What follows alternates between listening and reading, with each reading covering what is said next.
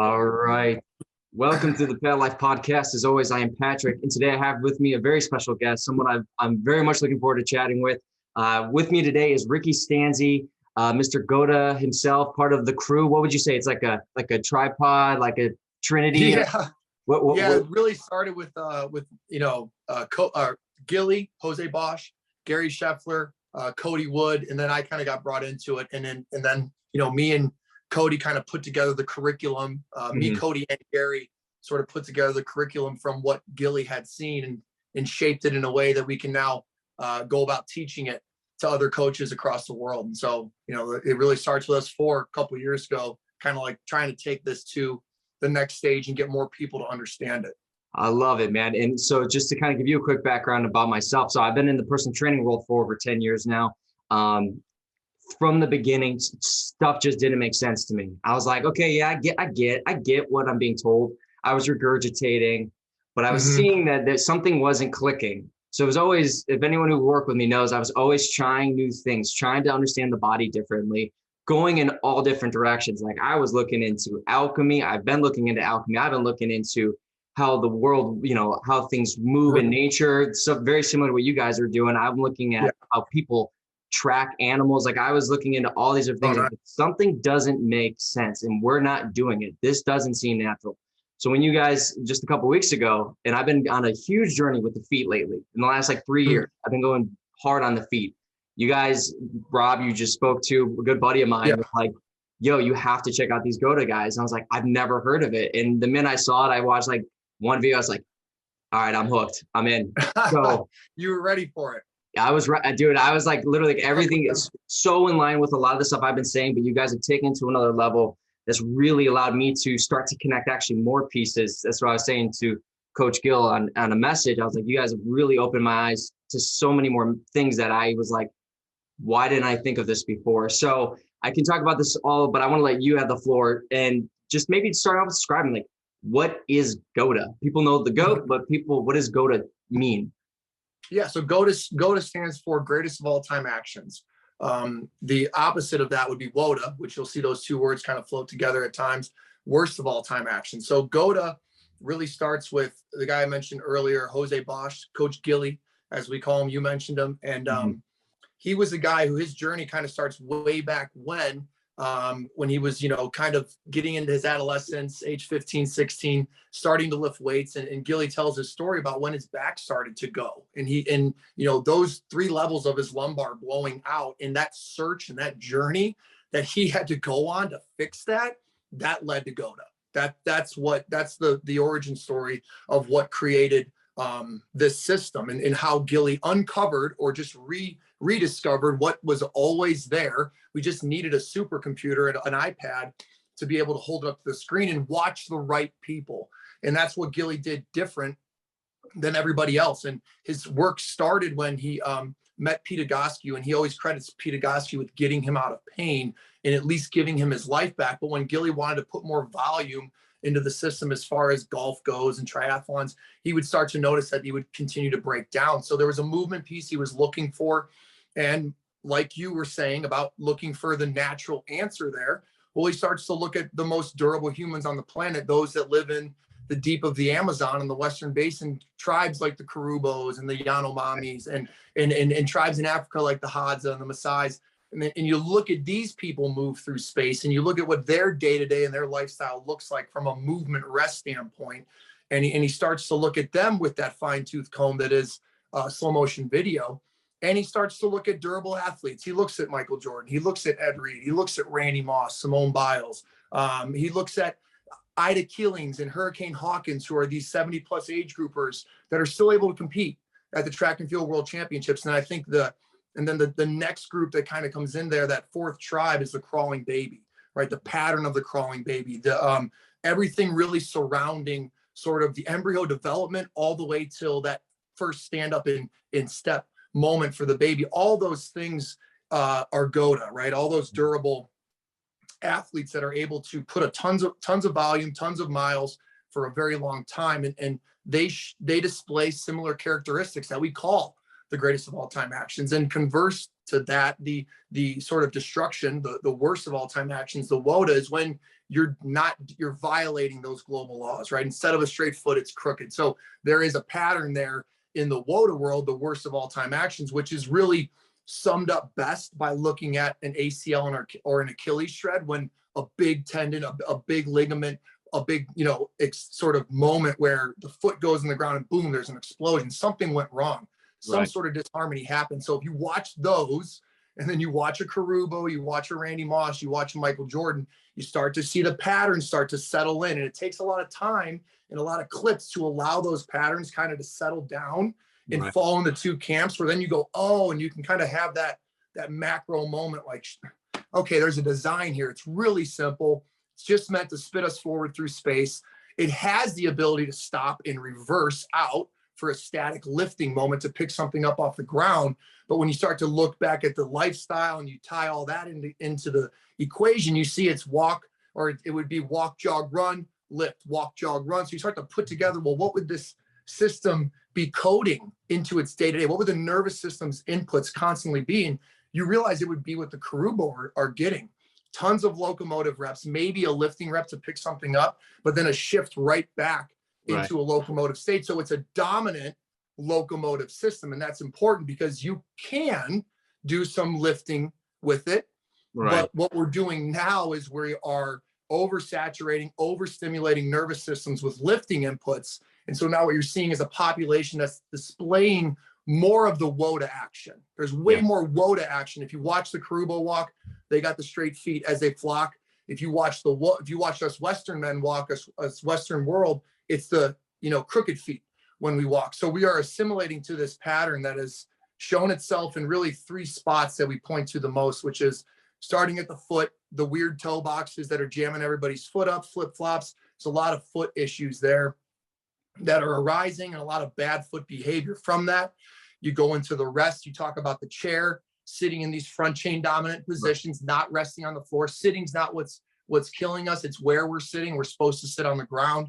And then you look at what we just talked about, which is the lift, which is really like hyperdrive for a WOATA behavior, because it's a max neural drive to 100%. And it's going to be calling on that reverse behavior. And it's a very intense stamp to put on the nervous system. And it's got a big hold on the nervous system, which we see every weekend when we watch professional sports. You're going to see the ACL number is, it blew the record out of the water from last year. So that's kind of the big rundown real quick of GOATA, WOATA. Where does it come from? What are we talking about? And how can we fix it? Absolutely. And for those who are interested in hearing more, we can only cover so much in the time here today, but I highly recommend going to their websites. We can talk more and plug at the end, but this is very fascinating because, as you've said here, it doesn't just pertain to athletes, it pertains to everyone. And this is important because from my job and from my experiences, I'm seeing people coming in wanting to train like these people. They want to have that not that they're athletes, but the 300 body workouts. Like, they want that aesthetic appeal, not grasping the foundation that is necessary to get to that place. So, and you probably know this as just much as I, it's like they tell you what they want. And then it's like, okay, well, your foundation doesn't support what you're asking. And also your mental state, your tenacity, your resiliency isn't necessarily quite there. So there's just what's the word I'm looking for? Just a disaster waiting to happen, as you've already made clear. So it's teaching people the basics and getting back, as you said, to nature, getting to the foundation, watching what's happening all the time. Because as myself and I don't know if you listen to a gentleman by the name Crow 777, he says there's no lie in nature. Rob said the same thing the other day. We get it from the same thing. And there really isn't. I have a child who's 2 and I watch him all the time. I'm always observing. I'm always trying to mimic his moves. That's just how I am. And especially with the feet stuff, it's definitely opened my eyes more. I'm always like staring at his feet, like, what are you going to do next? And it's really, it makes it interesting. You become a student again. And that's really fascinating from my point of view. But I want to dive into one of the things that you talk about a lot that I'm super, super deep into is the central nervous system. I've watched a couple of your videos. You kind of brought it up here a little bit here. What are you talking about for those who might not know when we talk about the shock to the central nervous system? The central nervous system's role in this whole process, like how would you kind of break that down for someone who maybe isn't fully aware of what you're talking about? Yeah, the first thing I would say is that understanding that the nervous system is malleable, understanding that the nervous system is a servant to the environment, but then also understanding that the video is showing that there's an innate pattern that's already in the nervous system, right? That is there from birth. It's there in the womb.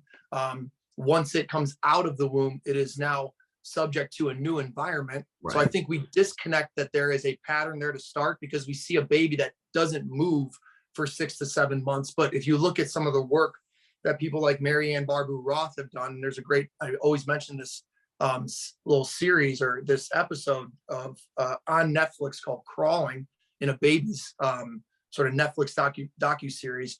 But she's used slow motion video essentially to watch a baby right out of the womb, how it behaves when it goes to look for its first feeding. What she was saying is essentially when the baby comes out of the womb, it's like an astronaut coming back from space, where they have this big head and they can't hold it up yet. So what you see is a body that just needs time to get bigger and stronger to finally hold that head up. And then it just goes, it starts to crawl. But the pattern's always there. The pattern's in the nervous system. It's the kicks in the belly. It's the little movement pattern that Marianne Barbu-Roth saw, and she studied, and she created little studies to kind of counteract or sort of account for the weight of the head, to show that there is a pattern there. There is a natural sort of cycle to the leg that it wants to be in, and it is in. And then much like a car in the shop that doesn't have an engine problem, but just needs a paint job and needs a new door and just needs to bulk up the outside, that's similar to what's going on in the baby's body as it's getting its strength to finally lift that head up. And then the engine's ready. The engine's, once that hood is closed, it's ready to go ahead and take off and move through space. So there's a really deeply embedded pattern to us that it's in everything. It's, it's in the foot. The foot's design is GOATA. The shin, the ankle, the thigh, the spine, they're all GOATA. They all reflect in their technology, that ball and socket technology, that pivot point technology of the foot. It is all GOATA, the greatest of all time actions, because it's designed to do that simple thing. Put the foot in the ground, open the wave, close the wave, release, put it back down, do it all over again. So it's just that pattern that's deep in the coding of the nervous system. It's present there in the mother's belly. It's present there at all times. And with a nervous system that has to be a servant to the environment for sort of a microevolution, if you will, as you go about your day-to-day, because everything's malleable, this is where a WOATA coding can change things. And then it's not hard to look around and realize that, okay, this lifestyle here in these square walls is not the lifestyle down in the Amazon, the Western Basin. It's not what the Karubo do. They don't have this chair. I can promise you they don't have the Jordans. They don't have those. They don't have so they don't have those things to put them in these compromising positions every single day. And a nervous system will have to code what the environment gives it. It's much like, think about Chinese foot binding, right? That there will be a change to that foot. It's not going to resist it. And that same idea is present if you're going to take a nervous system and put it through a bunch of deadlifts. It's going to hold that pattern. And if you really want to see it extrapolated, go see the best of the best at using the lifting engine. Go watch the world's strongest men. Go watch the power lifters. Watch how they walk. They have adopted that stance because it's just the nervous system has to bend to whatever the environment codes.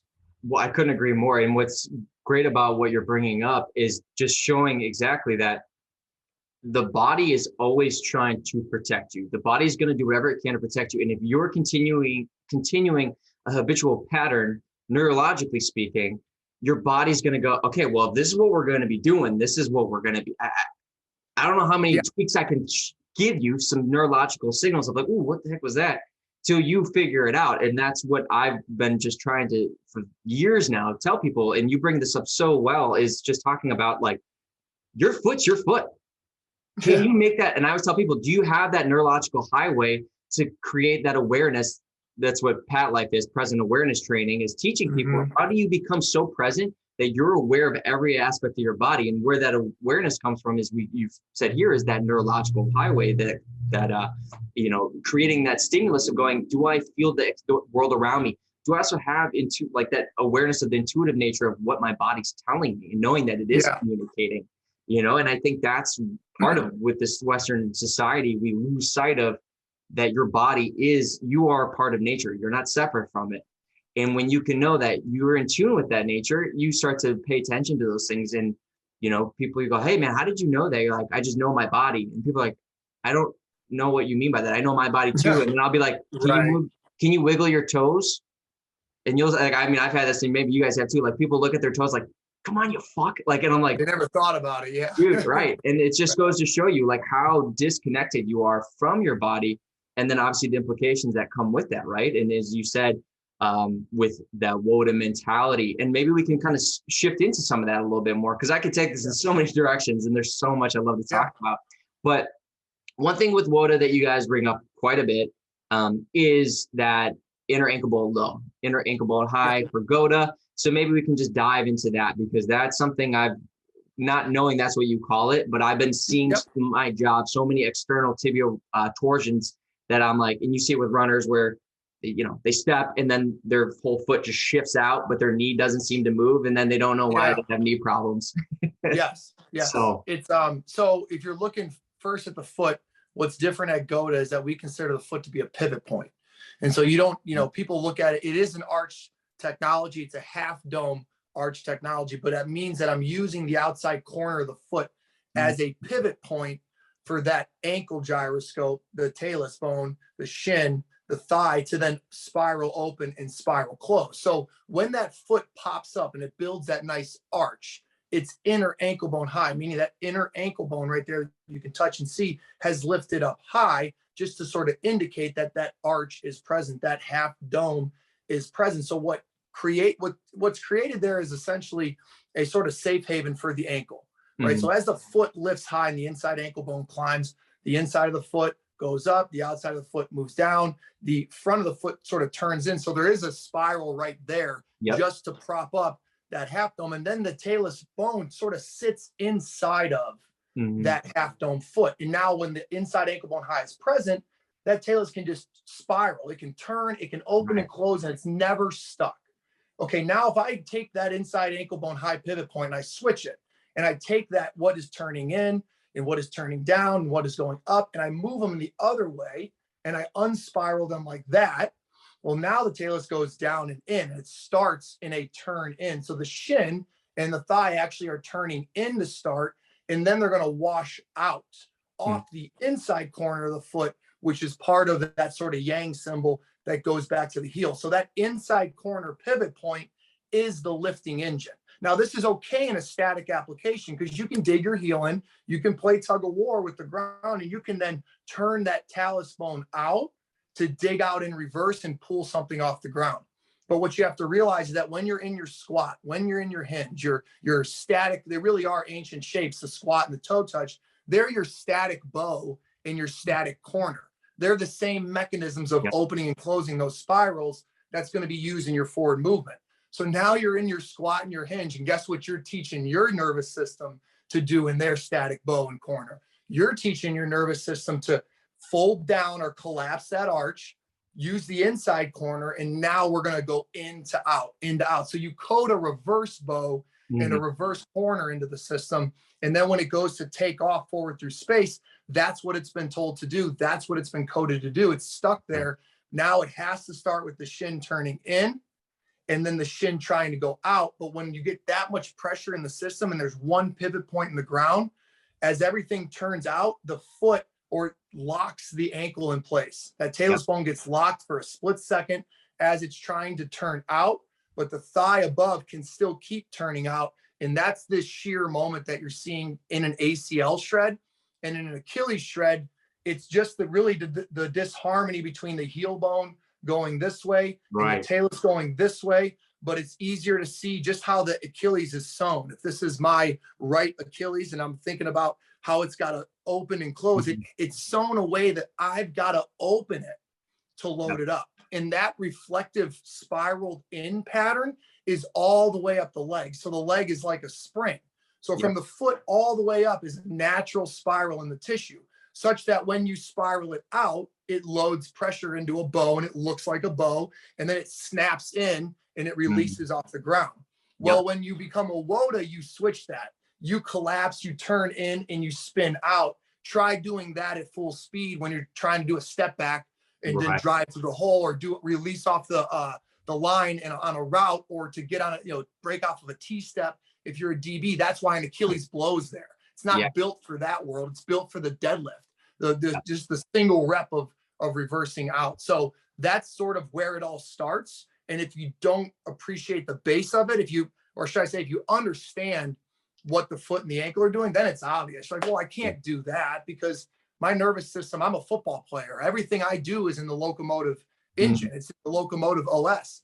So why would I put a lifting rep there? Like, why would I ever want to create that torque off the inside corner of the foot when I've seen 100 ACL shreds or Achilles shreds and they're all the exact same pattern for that reason that I just said. So that's why the training gets honed in to that specific inside ankle bone high behavior, and that old WOATA behavior, inside ankle bone low, which is the lift and all the derivatives from it. It is your neutral training. Right. It is your tripod foot training. It is your midline stabilization. It is your shin spine angle. Okay. It's all these, it is your knee over toe training. It's all those training models are inside ankle bone low, front chain dominant, because they're using really a lifting blueprint to look for good behavior in the weight room.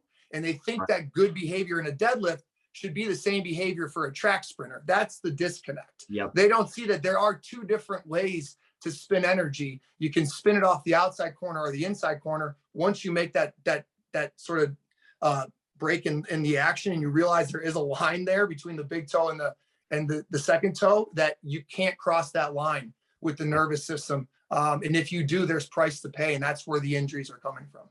Absolutely, man. And that's what, for me, part of what you guys have been bringing into it, and specifically talking back to what you're saying about the vortex and that spiral, that natural spiral. Yeah. One of the biggest revelations I had in the this was probably 3 years ago, was a good friend of mine, not in the training world, but he was an allopathic doctor, but very much driven by this holistic mindset. And he was like talking about vortexes, and that just opened my eyes to so many things. And talking about how it's in nature, how it's in all of us. But what was interesting in talking about you guys specifically, just clicking something in my mind about that natural vortex in the foot and the golden ratio and all these things we can talk about here today, it made me realize things that I've been putting pieces together in regards to, people go, well, these guys are talking about sports. I don't play sports. I'm just the everyday person. But understand something, and I don't, kind of shifting back. Do you know about Frank Chester's work? Do you know who Frank Chester is in regards to the heart? Okay. I had him on the show. Great guy. He'll actually be back, but he's a sculptor, creator. Shows that the heart is a chest is a chestahedron spiral, the vortex, right? So you already know, like it too. Yeah, the blood spins. It all does the same. Right. Stuff. But what's interesting is understanding the nature of water, and that the water in our body is the fourth phase of water. Which are you familiar? So the fourth phase of water essentially is this plasmic state of water, where it's not necessarily a solid and it's not necessarily a liquid. And this is shown by so many people. It's not anything new, but it just has been kept from us. Yeah. And what's interesting about this state of water is when you mix the blood, which is that iron and that positive charge, with this, what we call easy water, structured water, charged water, which has a negative charge.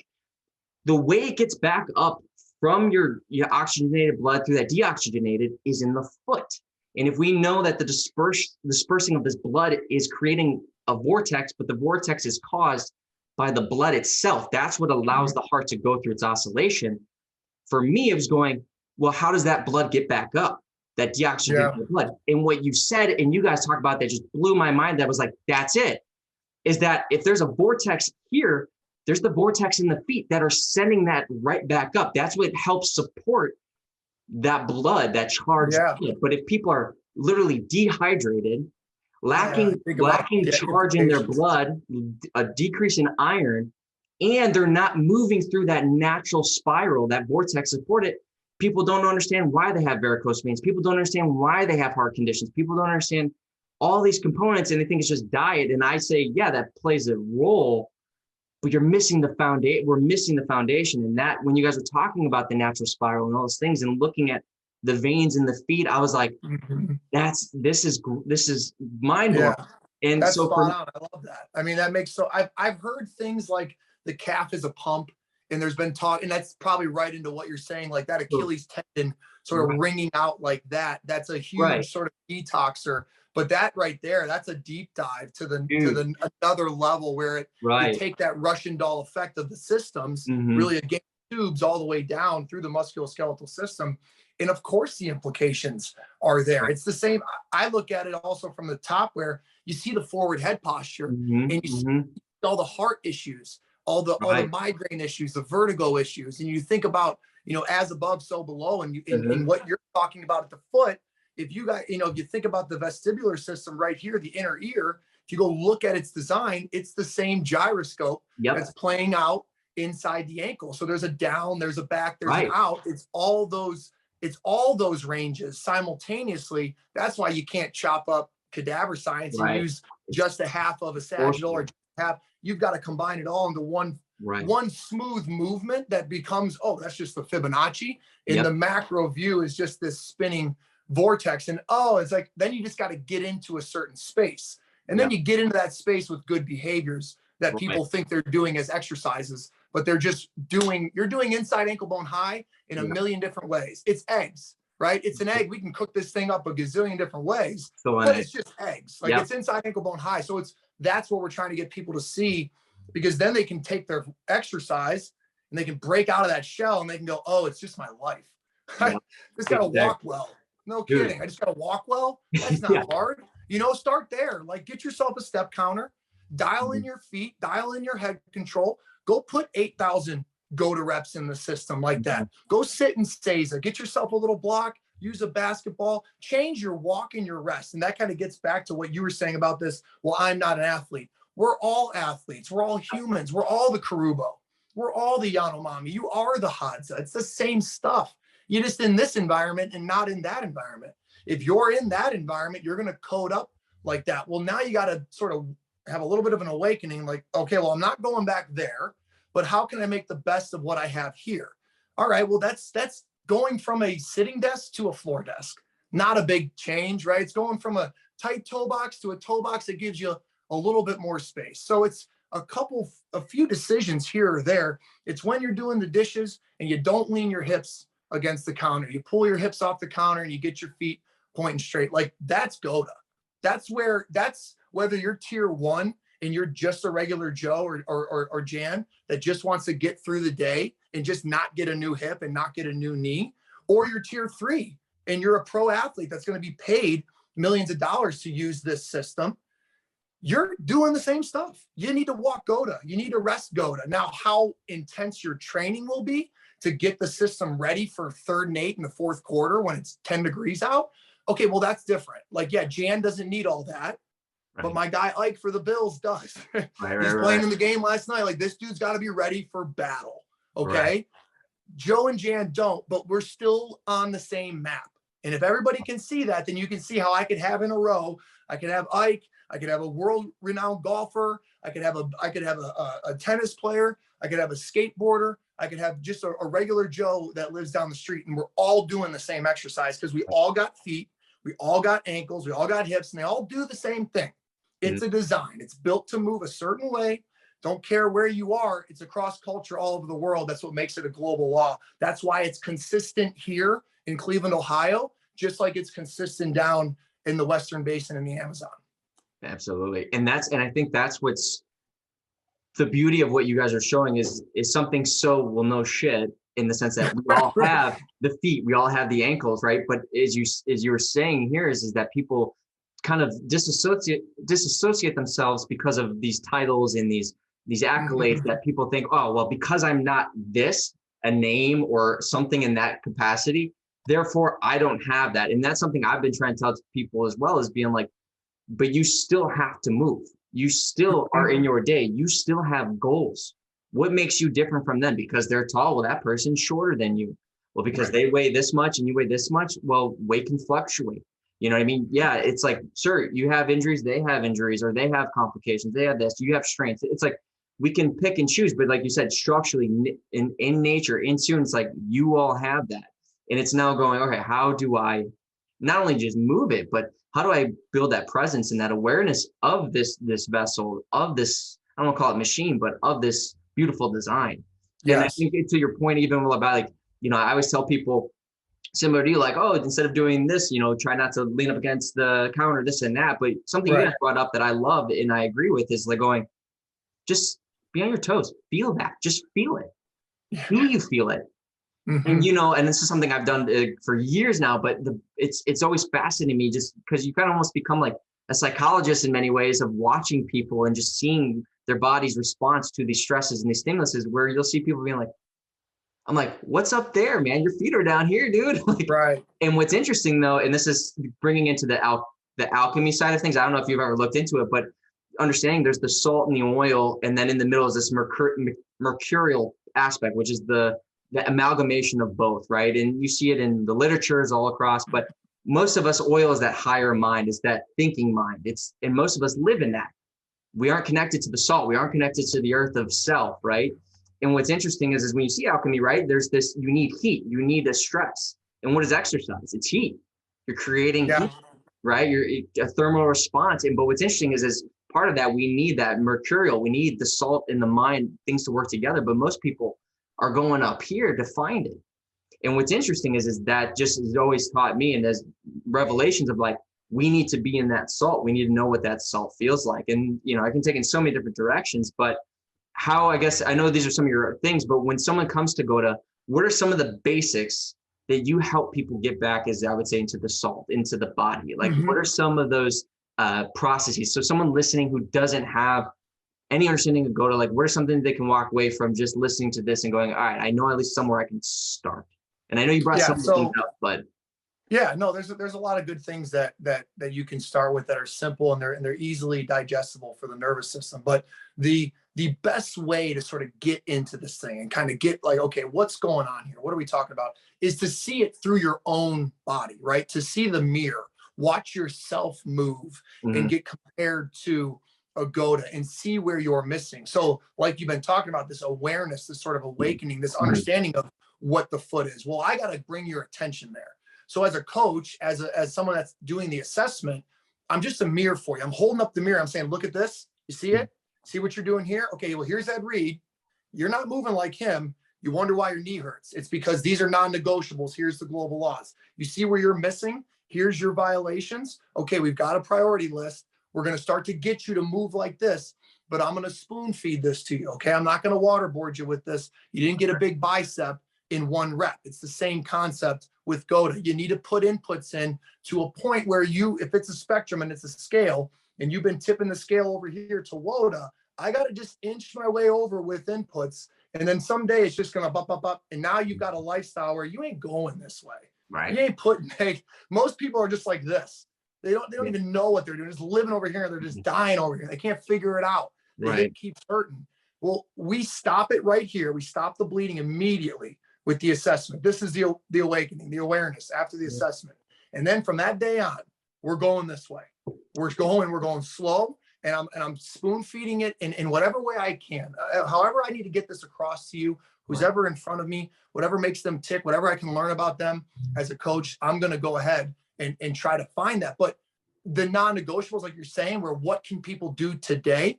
First thing, get your feet underneath you, fists width distance apart. Think of your second toe as a laser pointer. There's that half dome again, right? I don't want to be collapsed like this. If this is my second toe and I collapse, look where the laser pointer shines out. Shine the laser pointer straight ahead so that you now have that half dome structure. You work off the outside corner of your foot. Do not work off the inside corner. It's a cliff. There's nothing there for you. So the first step is to get that pivot point right. You want to be a fist width distance between the columns. The hips sit tight to the midline. Get the inner ankle bone high. Start to pop that talus bone up, that ankle gyro up, and get it out of the down and in because it's stuck down there. Yeah. And that's the hardest part of the recode is people's ankles are like this. They're stuck down here. So you need to go through a lot of junk on the outside of your foot, on the outside of your shin, on the outside of your leg, because you're now trying to pop this arch back up and then get this thing to turn again. That's a recode. That's the process. You're here. I got to get this thing back up just to here. And then now I got to wiggle this thing free. So that's the art of it. That's where we've got to try to, how do I get that to you? It's even more challenging virtually. It's easiest if I can get my hand on you. because like you said, your nervous system is now, it's adjusted, right? It's now in this WOATA framework. So it's going to go there. It's going to just let tweaks and stuff happen, but it's also really not aware yet of what inside ankle bone high is. So for some people, like, I've almost got to put my hand there, and they'd be best with somebody's hand there. The process would speed up, but just getting your awareness to the foot, take it up top. And I often use the just sitting at the dishes, right? Sitting at the sink, because it puts it all together for you. You've got your feet right. Now lean your hips against the counter. That's bad. See how your hip went underneath your rib? See how the system got shorter? Everything got compressed. You feel like you want to go to the inside of the foot because you feed the pressure to the dominant, to you're now dominating with the front chain. Okay, now pull that hip off the counter. Do you feel everything stretches out? How the system gets a little bit longer? How you want to go back to that outside blade of the foot? That's where it starts. That's kind of the initial columns that you want to feel. You need to be inside ankle bone high. The foundation of the house has to be steady. Yep. And then the system has to be taut. It can't be compressed and sloppy and pushed forward. It needs to be lengthened out so that this vortex can happen. The vortex needs, the toroidal needs its space to spin the energy. If it compresses, it doesn't have the space. So it's the same idea for these columns. That image of sitting at a desk or leaning against a counter with your feet outside your framework, not a fist width distance. Everybody can tap into that right away. Right now, as we're talking through this, you can think about this and do this one little change, and that's where I would start. And it's more than that, but if I can give it to somebody real quick in that way that would make sense, that's the beginning of it. And then you're, like we talked about earlier, trying to work off that outside corner. But if you're really wrecked and you've had a bunch of knees and ankles and backs and you're not sure, outsource, right? It's like me with the housework. I don't know how to fix these things. I gotta outsource, and I'm not standing over the plumber's shoulder saying, well, I don't know. Go in the back. You know, it's the same idea. Like, go to somebody else and be like, what's wrong with me? Because once you get it and you have awareness and you go, oh, you'll have an aha moment from an assessment. Absolutely. I think some people go 2 years not quite understanding what we're talking about. And then like, oh, I should have just go get a coach to look at it. Like, it's like, go take the car in. Go take, you don't know what's going on. Go take it in, have somebody look at it, and then they'll show you in slow motion video. Then you can make a decision. It might just be getting your foot straight. I mean, I've got a lot of people that hit me up in a comment section or on a DM. Hey man, never bought a course, never did an assessment, just started looking at what you're doing and I feel great. Thank you. So you can do it. You know, some people, they want a coach, but the easiest thing is to take back that 90%, that lifestyle. How am I waiting to move? What does my stance look like? How does my walk look? And then what are my resting options? And I guess a little disclaimer with the rest, just you got to be gentle down in that floor space, because if you've got cranky knees or a cranky foot, you could push your nervous system too soon in the resting world. The walk's a little bit easier. It's stretched out. It's a simple, easy change. The standing is an easy change. You're not going to do anything crazy to hurt yourself there. You could hurt yourself going to the resting positions too soon and crunching down that knee joint, crunching down that foot and ankle before you've actually decompressed the system. But the movement and the rest in your lifestyle is something that everybody can take charge of starting today. I love that, man. And what's awesome about what you're doing, and I've been preaching, is a trainer mindset of going, I'm not here to sell you anything, in the sense of like, if you pay for this, then I'll tell you. It's going, let me just put the information out there. You guys, all of you, put so much great information out there. You show what you're doing. It's like, there's no trick here. Like, I just told it to you. Yeah, right, exactly. I just gave it to you. It's all there. Right, exactly. That is literally it. It's just a simple beep, beep, and it resets and goes again. Exactly. And that's what I think is, and I love about it. And that's, for me, is always something that I've tried to strive to do. And I always love people who do that, because it's going, I'm not just showing you how I move. Like, as we know in the IG world, you know, all these people, it's like, let me just show you all the cool shit I can do. Yes. With a lot of people, it's improper form, right? And it's aesthetically appealing for people. It's like, I want to get to that, just like the athlete. But the thing is, it's like, oh yeah, you can get my program to look like me. It's like, well, but I can't look like Ricky. Like, I can't look like, I can try to aesthetically make my body and contort it and do stuff to get size or whatever, fine. But you'll never be that person. But what we all have, as you've already made clear, is like, we all have ankle bones. We all have this vortex, this spiral that's happening through the body. The blood is pumping. our body should be going through all these ranges of motion. And that's what is great, is seeing going, we just want to help you do what's already out there. We didn't make anything up. We just discovered shit. Like, and now we were able to, as you said, with your curriculum, we were able to fine tune it and make it easily digestible for people. And that's what I think is important. And that's what's missing in so many people's mindsets, is going, well, I need to pay somebody in order to get knowledge. It's like, no, the knowledge is out there. It's out there. It can't be, you can't hold on to, you can't take natural laws and say that they're your, it doesn't even make any sense. Like anybody can go look at a GOATA walk and be like, yeah, that's GOATA. Like RJ showed me, Load the Bow. RJ showed me a book that was like from like 1859. And it's all there. It's the half dome foot. It's the understanding of the second toe straight. It's the understanding that you can't go crooked. It's a completely different language almost because of the time, but it's all there. This dude watched GOATAs move.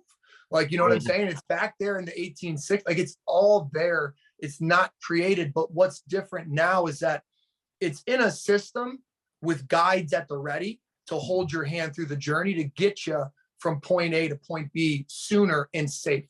That's all we're saying, is that we've got the map. We've spent a lot of time looking at it. We've curated it for you. We've got the essentials ready. This is what you need to do to speed it up. This is what you got to stay away from. Here's it all. Here's all of it. And here's a guide to help you with it along the way. So it's essentially, that's what GOATA is doing. But at the same time, I know that there's a lot of people that have healed themselves just by observing, just by looking at what we're looking at and saying, I'm going. In fact, I think the people that have spent the least amount of time around the body or thinking about the body, they look at it and go, yeah, well, of course it's that. But they don't have anything that's rotted their brain. Like my brother Joey, my brother Vinny, people that are, in my family that have never really studied movement, or friends that never look at movement. They show up and they're like, yeah, of course it makes sense, but they don't have all these preconceived notions to dump out. So if you're somebody that's got an empty cup and you're just looking for answers like you were, like I was, your story is very similar. Like, you're convinced in 3 seconds because you had done so much looking before that.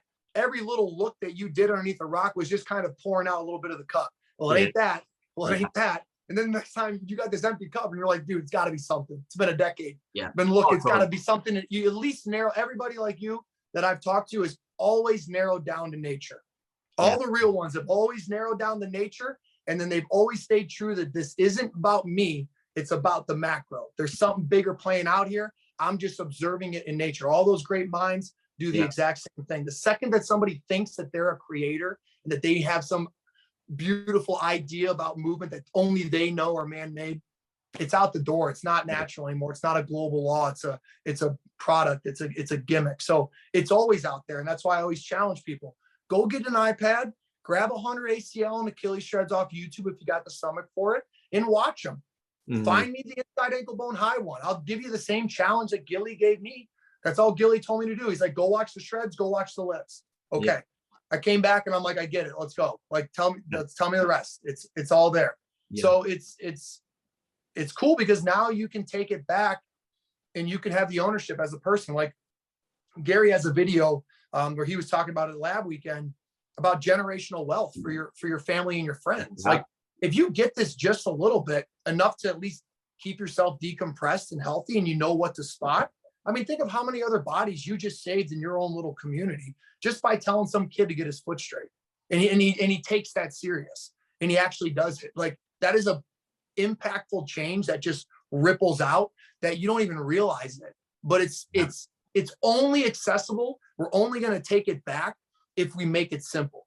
Because this whole cadaver science, like exercise science world, it's confusing intentionally. Because it's like you said, pay me and I'll give you the knowledge. The knowledge is down in the Amazon. They ain't got shit over here in Cleveland, dude. I can promise you that. It's a bunch of WOATAs everywhere. There ain't no GOATA around here. Well, the real movers, the real genius are down in the Dude, absolutely. And what's funny too is and you did say this in the conversation with Rob, is that or you guys were talking about this, and I was there too, right? Part of the insecurity of a trainer is feeling I have a knowledge that I'm now the leader. Like you said, I have almost this God complex, like I know it all. And so what I'm doing is now I'm using the words and regurgitating the scientific words that I learned. Oh, what we're dealing with is, you're in a kyphotic state, which is causing an upper cross syndrome. which is going to over time lead to, if you're sitting a little, and you're like, and I've been there, and this is the part of being honest, is going, I've admit to myself that I had to go through that fire to go, man, I knew nothing.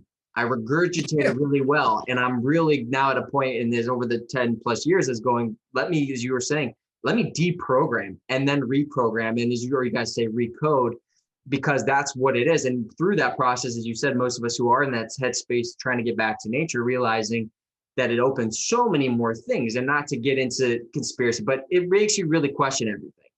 And it's okay though, but it makes you question in a way of then, as you said, getting back to nature, going, man, nature is beautiful. Man, the human body is beautiful. It's a perfect design. How do I allow it to get to that space? And as you were saying with people who follow GOATA, is it's just going like, oh, yes, I get it. It feels right. Well, what does it mean neurologically, right? We are at the heart of it, electric beings. It's that innate going, like your body electrically is going, finally, you fucking get it. Great. Yeah. Send me in that direction.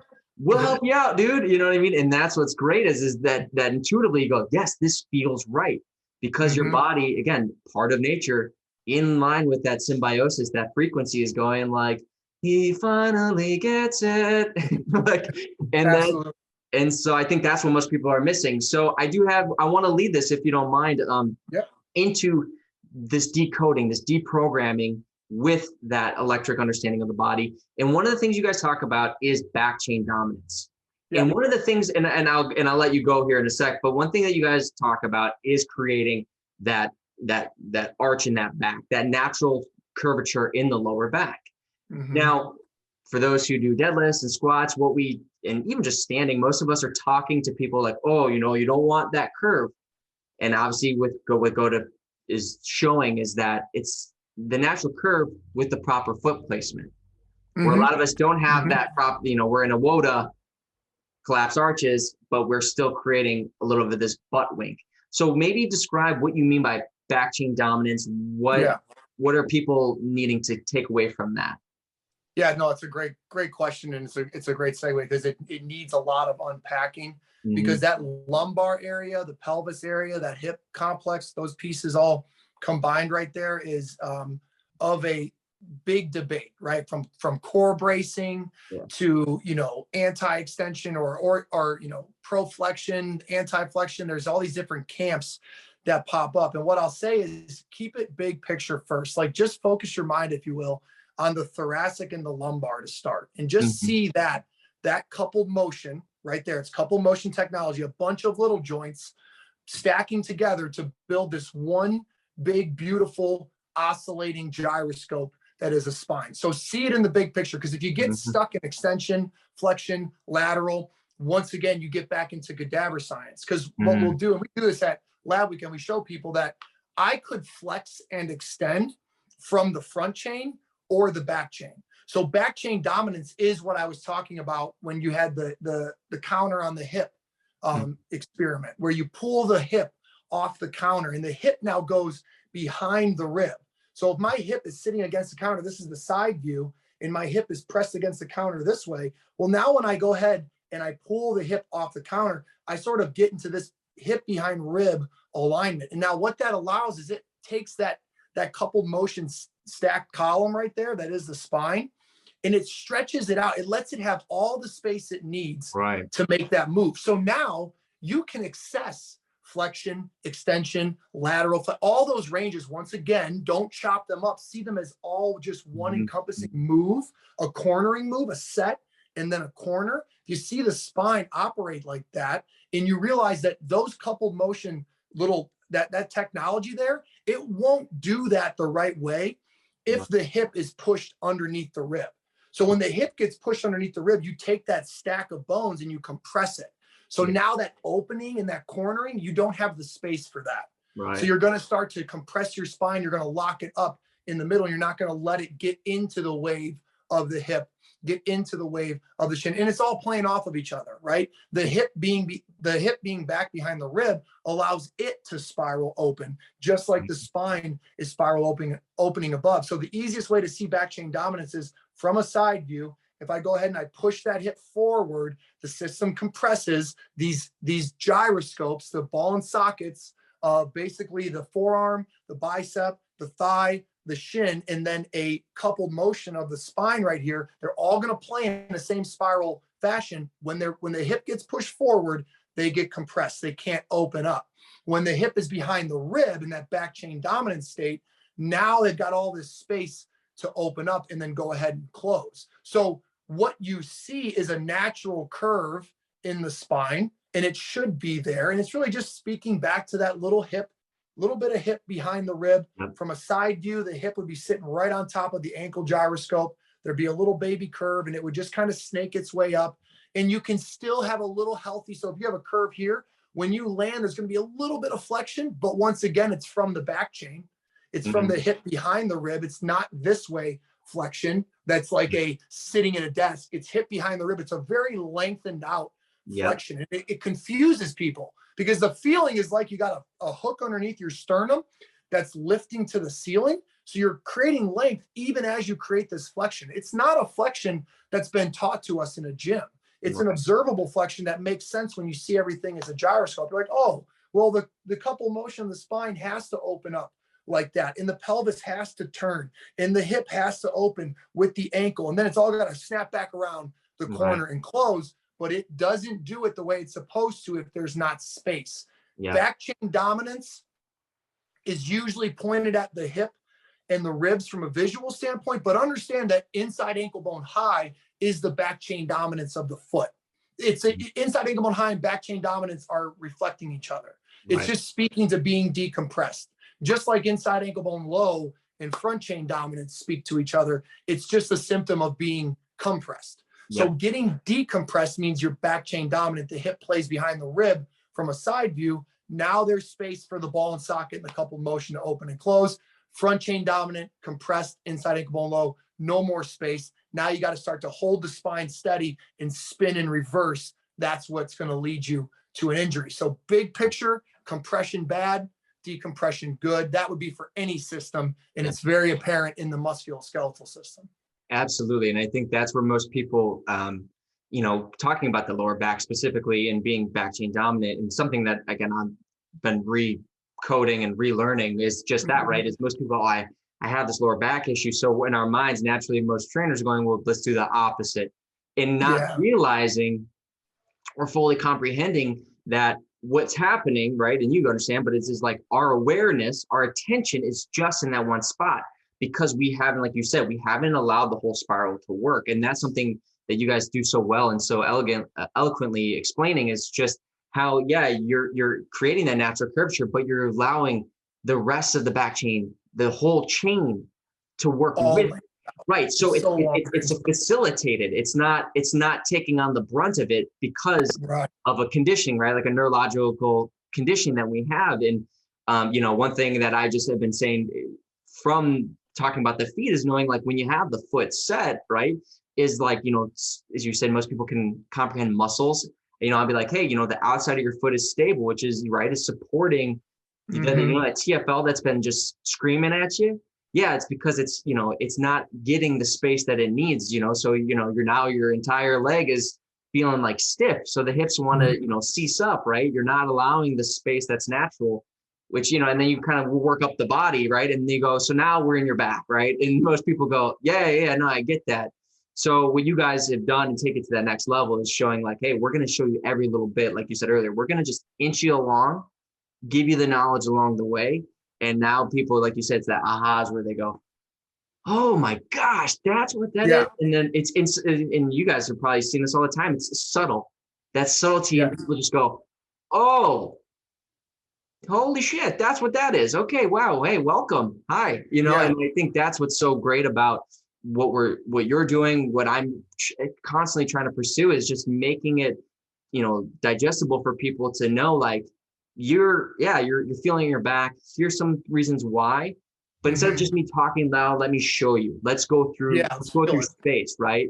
And that's what I think is important, and it should be important. And what you're doing with GOATA is going, we're gonna get you just out of the let me think about it and let me express it. Let me go through it in space and time, because at the end of the day, it's like trainers who read all the books and get all the certifications, but if you're not actually experiencing it and observing it with clients in a way where you're actually trying to make changes and work with, again, the natural, flow of nature, you're all you're doing is just being like, well, I know all of it. It's like, well, can you demonstrate it? Can you bring it to life? And that's the unfortunate thing about the world is, like you said, it's this being beaten off the path here. And now we're learning all these things right, but that don't in line with nature. It's like, yeah, I'm really, really good at learning what's wrong. Like, I have all the solutions and all of the science for what not to do. You know what I mean? So that for me, that's just what I love about with GOATA. And maybe just to kind of bring it all together and bring it into kind of the, land in this plane here.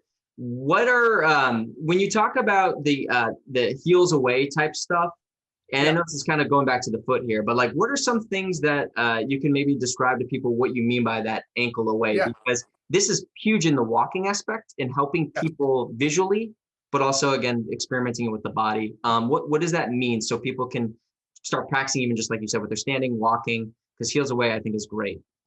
Yeah. So heels away is speaking to the moment after the corner happens, when the foot, the pivot point, releases off the ground and you see the heel get pulled away like a trail storm off of that snapping action from the thigh and the shin. So when somebody can really snap the thigh and the shin off the outside corner of the foot, when that foot releases, you'll see the heel just fly away in a trail storm. Now, the turn isn't from the heel or from the foot. The foot just holds steady, like I said before, and then the talus sits inside the foot. The talus sitting inside its socket, its ball and socket's pointed forward. It's going to wind up and then snap. So it snaps in on the corner. And then when the foot lets go, it just gets trailed like that. And so you see a nice heel away finish.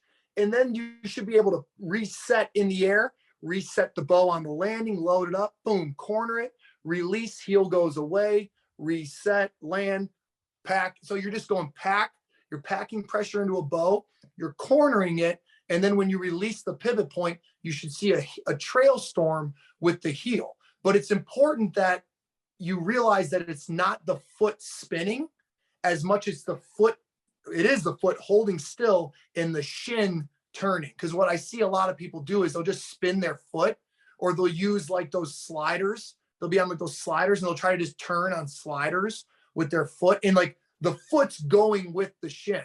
You need to create a pivot point where the foot holds steady and the shin spins inside the foot. If I just always train where I take the shin and the foot on the same path, that doesn't train GOATA. You need a foot to hold straight as a shin loads up and corners. The heel away only comes after when I release. So that's really a little bit where the application gets lost, because the cornering is the hardest part to see, to understand, to feel, because it's not in a book. It's not in a range of motion. It's a very specific behavior that is only viewed through movement and through feeling it and actually getting your foot to the outside corner to get the inside ankle behind, to truly climb it up there and then turn the shin. So that cornering action of heel away, take what I was saying earlier about walking and staying inside ankle bone high and feeling like you're on that outside corner of the foot, and just start to keep the pressure on the outside of the foot as you go. Let the head get all the way into the column. Your eye should be over the outside corner of the foot. And what you'll notice is just start to observe that as I stay straight foot and as I start to work off the outside blade, it's natural that my heel wants to come up and away from the ground as I start to corner and release the foot. Now, in the walking phase, it's a very quick cycle.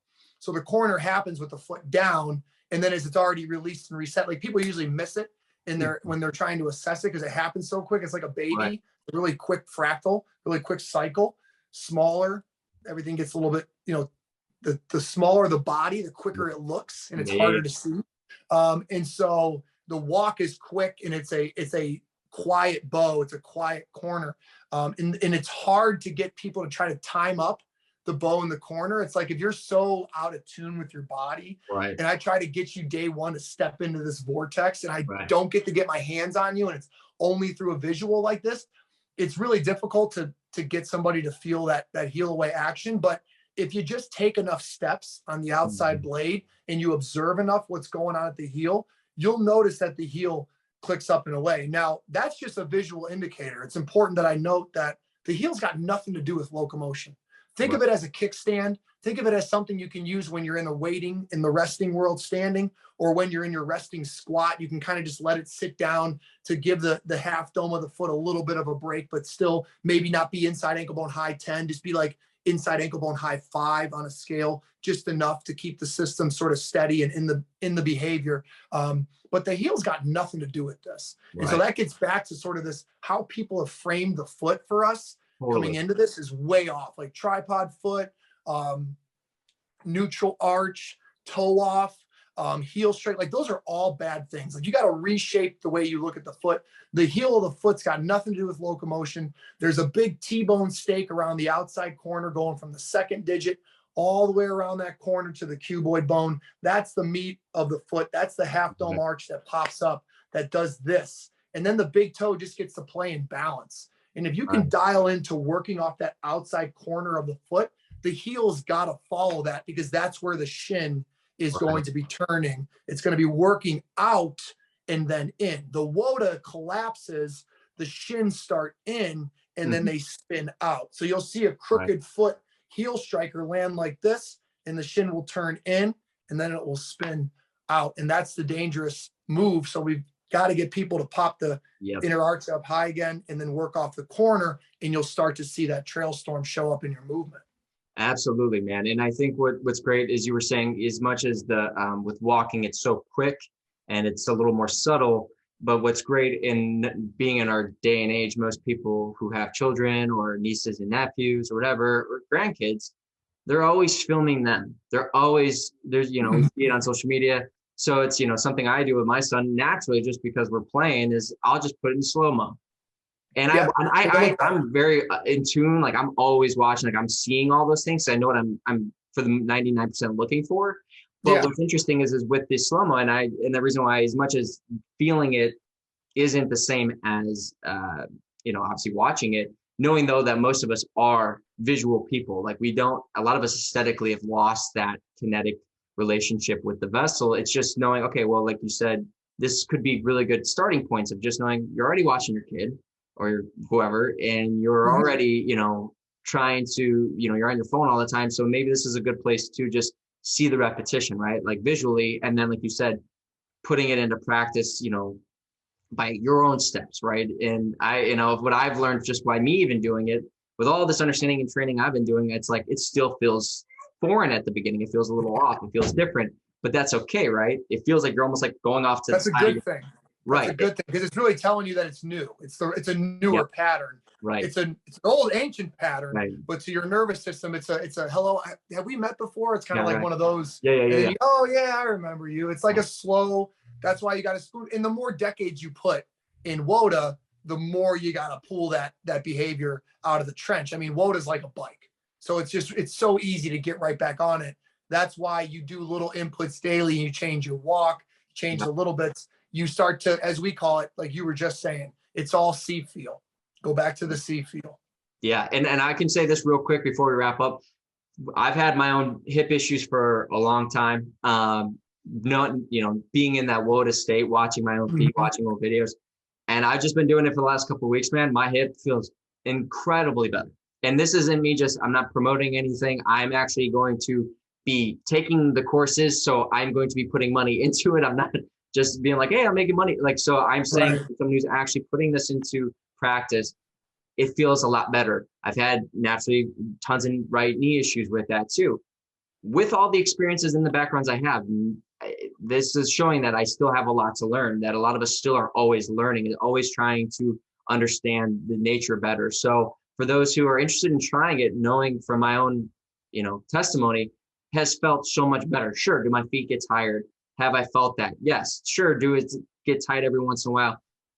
Not as much as it was before. And I can assure you that the pain aspect that I felt, this, like my body's going, hey man, we're here. You're doing that thing again. That has gone away. And so I can say firsthand, I'm very, very, not only into it, but I'm happy with seeing, by putting in the time, putting in the effort, paying attention to self, that it has made a difference in my life. So I really hope anyone who's listening, take the time to go check Ricky out, check the guys over at GOATA. You guys also have a performance club. Is it the GLS? Did you want to talk a little bit about that? Maybe just to plug that. Yeah. So if you're looking for more info, you can go to my bio on Instagram, Red Pill Rick, and click the link in there, and it'll take you to a bunch. You got a bunch of different things you can do from there. The GLS performance team is really me and Gary have been kind of setting up pro weeks and bringing in athletes from the NFL, from the MLB, going to see some higher level athletes and kind of starting to show the athletic world, show the athlete themselves, show the parent this system, and kind of let them decide for themselves. So if anybody is interested in the performance side, or kind of how does this really apply to what does it look like in a traditional sense of how we all grew up with weight room culture, well, what does GOATA look like in that weight room culture? That's really going to give you, GLS performance team will give you an idea of how that goes down. And inside that link tree, you'll see all sorts of other links to our YouTube channels. GLS Performance Team, the YouTube channel will constantly be dropping content there. So go to that spot. There also is a link to the nofilter.net, which is a new platform coming out where there's a lot of podcasts, live streams. We will be doing some live streams on there. We've also got some courses up on there that Gary has, sort of engineered and put together for athletes that they can purchase, or coaches that are interested in taking a look at maybe what, behind the scenes of what does some of the training look like. And then there's recode225.com, which is kind of like DIY training. So all of those are really centered around the performance team and how this looks in a weight room. And then we've got gotocoaches.com, which can kind of help you find somebody in your area if you want to go meet up with someone and kind of get an assessment and go through some groundwork and have somebody that can guide you. And if you're interested in being a coach or kind of doing some DIY stuff in a course setting, you could go to gotomovement.com, or you could reach out to at Cody_GOATA, Cody Wood. He's in control of the cert and getting everybody onboarded. So those are there's a lot of different spots that you can go to get information. If you have a question, just reach out to me. I mean, you can approach me through a DM. You can ask about services in the link tree, or reach out to Gary Scheffler, reach out to, he's at GLS_training, reach out to RJ Archibald at Load the Bow. So there's kind of, me, Cody, Gary, Gilly at GOATA_loco, and RJ. Those are some of kind of the people at the top that will help get you where you want to go based on what you're looking for. Like we said earlier, tier 1 is just regular Jane and Joe, just trying to go about their business. Tier 3 is your pro athlete getting paid. And tier 2 is a weekend warrior that wants to play intramurals and compete a little bit here and there. But this thing's for everybody. And there's different people that have sort of an understanding of different groups better than others. And that's why the coaching hive just continues to grow. And we have all these great people that are doing great work. And now we can kind of start to help people feel comfortable going through this recode with somebody that kind of speaks their language, understands their story, maybe has a similar background that they can share. And so that's the beauty of the hive, is that it's a bunch of different, backgrounds and disciplines, but we all got ankles, we all got feet, back to the macro again. So it's really a beautiful thing because, you can find yourself on any one of those tiers, but GOATA has something for you. So, reach out online. Pretty much Instagram's the biggest spot to reach out to people. And if you go into the link trees, you'll find all sorts of information there. If you're into reading, there's a blog on there too. So there's all sorts of stuff that we're kind of coming out with that'll be different in 2022. I love it, man. And I can assure you that with my certification, I will be building a kids camp. That's something I've been planning to do. So I've been destined in my mind, and God has spoken in many ways where I realize I live in Hawaii. So, cool. Yeah. So my whole thing is the understanding the land and the love of the land. And it's also seeing how many kids have these problems. And with my son, being able to create an environment for kids to be kids, but also really connecting and giving guidance to what GOATA stands for. So that's why I'm even more behind what you guys are doing, because it's not just about me. It's about helping the next generation and really teaching them the foundation. And you guys are doing a great job with that. And yeah, man, I admire the heck out of you guys. So thank you for your time, man. I really appreciate it. And then, yeah, for those watching, if you have any questions, he will respond. He's very good with it. So I wouldn't pass up that opportunity. So anyway, thank you again, Ricky. I appreciate it. I hope you all enjoyed, and we will see you next time. See Thanks, ya. Pat.